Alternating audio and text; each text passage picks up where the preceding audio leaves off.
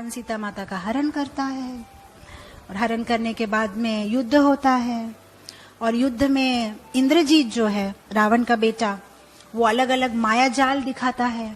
और एक बार वो ऐसा करता है इंद्रजीत, सीता माता की एक मायावी जो है मूर्ति या समझो मायावी शरीर को मतलब लेके आता है और सीता माता के जो बाल है खींचते हुए अपने रथ में लेके जाता है युद्ध भूमि में।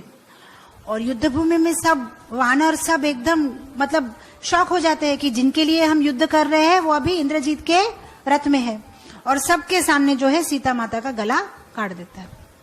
अब वहां पे जितने वानर है, हनुमान जी है, सारे रुक जाते हैं कि अब क्या करें युद्ध करके, जब सीता माता ही नहीं रही तो अब क्या करें हम युद्ध करके।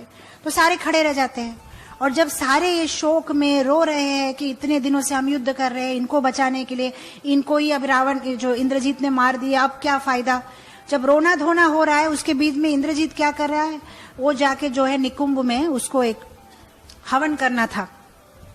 अगर उसको जीतना है किसी से तो ये पर्टिकुलर हवन उसको करना है, तभी जाके वो जीतेगा। तो उसको हवन करने के लिए टाइम चाहिए था। तो इसने ये सब ब्रह्म क्रिएट किया, इंद्रजाल, मैजिक ट्रिक, जिसमें उसने सीता माता को दिखाया और सीता माता को काटता हुआ दिखाया। ये लोग सब तो वो जाल में फंस गए, लक्ष्मण रो रहा है, सब रो रहे हैं। और फिर वहां विभीषण आया कि सब रो किस लिए रहे हैं, तो बोला देखो ऐसे ऐसे हुआ, अब युद्ध करके फायदा नहीं है, सीता जी को जो है उसने मार दिया। फिर विभीषण हंसने लगा, बोलता उसने कुछ नहीं मारा है, मुझे पता है इंद्रजीत के पास में ये क्वालिटी है या ये गुण है, वो ऐसे मायावी रूप को तैयार कर सकता है, सीता माता को कुछ नहीं हुआ है। तो सारे बोलते हैं आप कैसे बोल सकते हैं गारंटी से। तो फिर विभीषण बोलता है कि मैं रावण को बहुत अच्छी तरह से जानता हूँ, रावण में जितना काम है वो कभी सीता को मारने के लिए अलाउ नहीं करेगा। तो फिर सारे फिर सतर्क हो जाते हैं और युद्ध करने के लिए तैयार हो जाता है।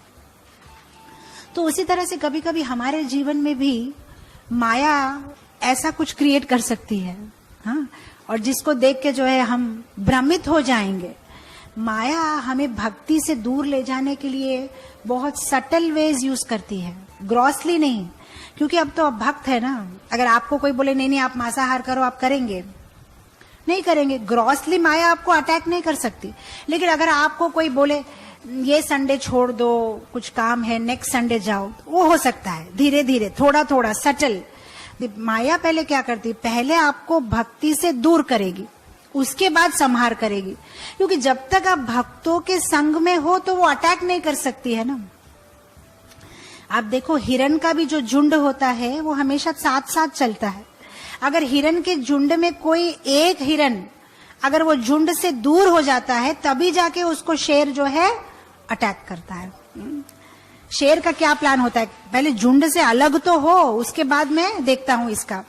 और कभी कभी ऐसा हो जाता है, कोई एक हिरण सोचता है कि यहाँ का घास बहुत सॉफ्ट है, थोड़ा सा खाता हूँ, ये तो झुंड थोड़ा सा ही तो आगे गया है, मैं अभी अभी इसको फॉलो करूंगा, पहले थोड़ा सा खा लूं। और जब थोड़ा सा खाने जाता है, झुंड आगे चला जाता है, शेर उसके ऊपर आक्रमण करता है।